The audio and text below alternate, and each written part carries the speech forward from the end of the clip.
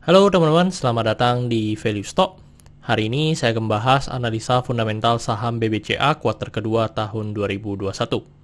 Oke, ini disclaimer-nya. Yang pertama, ini merupakan sharing analisa fundamental, bukan ajakan beli jual ataupun hold suatu saham, dan keputusan investasi ada di tangan teman-teman selaku investor.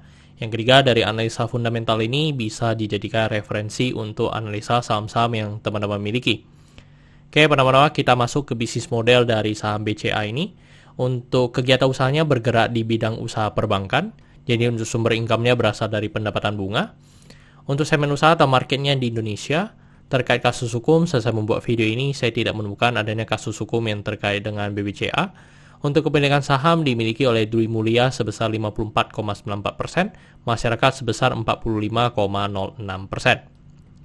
Dan kita bisa lihat dari segi pendapatannya cukup konsisten mengalami kenaikan, dan untuk kuartal kedua mengalami kenaikan sebesar 0,3%, dan saya asumsikan kuartal keempatnya memiliki kinerja yang sama dengan kuartal kedua, maka sampai akhir tahun akan mengalami kenaikan sebesar 0,9%.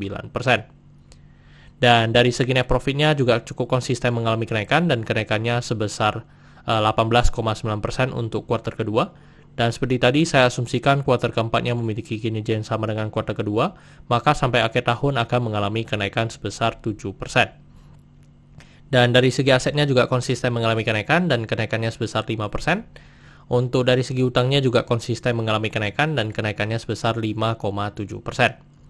Dan dari segi modalnya juga konsisten mengalami kenaikan, dan kenaikannya sebesar 1,5%. Dan teman-teman, untuk di sektor perbankan ada 3 rasio yang perlu kita perhatikan, yaitu MPL, CAR, sama LDR-nya.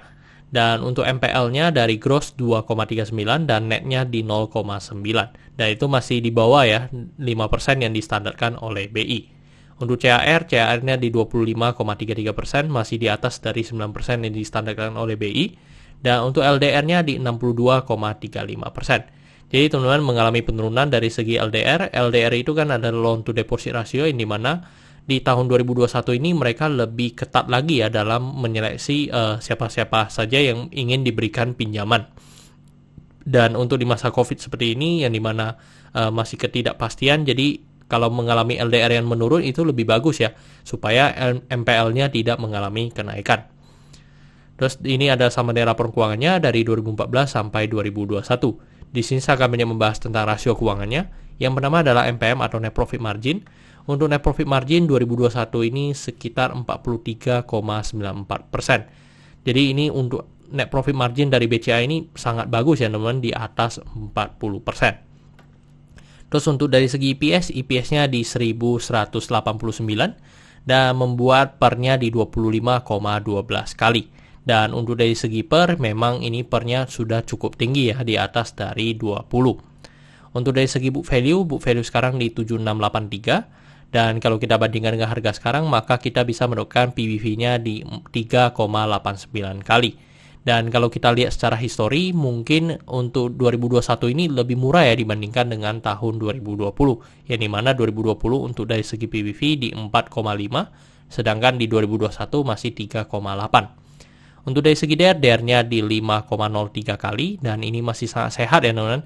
Yang dimana kalau saya untuk perbankan, saya asumsikan sekitar 6-8 dari segi DR masih sangat sehat. Terus untuk dari segi ROE-nya di 15,47%, lebih baik dibandingkan dengan tahun sebelumnya.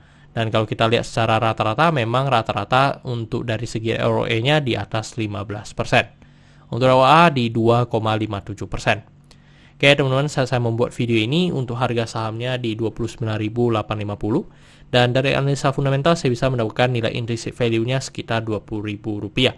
Jadi masih memiliki margin of safety minus 33%. Dan ini kesimpulannya. Yang pertama dari produk dan jasa, saya berikan sesoke karena saya melihat perusahaan ini mampu bertahan 5-10 tahun ke depan. Untuk GCG saya berikan sesoke karena tidak memiliki kasus hukum. Yang kedua, memiliki pemegang saham mayoritas. Untuk revenue dan net profit saya berikan sesoke karena mengalami kenaikan. Untuk aset dan liability saya juga berikan sesoke karena mengalami kenaikan. Untuk book value saya berikan sesnow karena harga jual sekarang di atas harga book value-nya. Untuk sektor saya berikan sesoke karena masih memenuhi dari standar yang ditetapkan oleh BI. Untuk ROE saya berikan sesoke karena di atas 9% atau 2 kali bunga deposito yang saya anut. Untuk marginal safety saya berikan sesnow karena negatif. Untuk dividen saya berikan oke karena selama 5 tahun terakhir untuk BBCA masih sangat royal memberikan dividen kepada investornya. Oke teman-teman, jadi kesimpulannya adalah 9 dibanding 11. Dan pertanyaannya adalah apakah saya akan membeli saham BBCA ini? Tidak ya teman-teman. Walaupun secara fundamental memang sangat bagus, tetapi dari segi valuasi memang sudah sangat overvalue. Kecuali teman-teman mau invest saham di BBCA ini lebih dari 10 tahun, ya mungkin BBCA bisa menjadi considernya. Oke teman-teman, saya rasa cukup sekian untuk video kali ini. Jangan lupa untuk like dan subscribe. Jangan lupa juga untuk follow saya di Instagram saya di royken13. Dan teman-teman, saya ada membuat grup Telegram. Jadi teman-teman bisa join grup Telegram saya di Value Stock. Untuk linknya teman-teman bisa dapatkan di deskripsi di bawah. Dan jika teman-teman ada kode saham yang ingin saya buatkan analisa seperti ini, silahkan tinggalkan di kolom komentar untuk kode sahamnya. Oke teman-teman, see you in the next video. Bye-bye.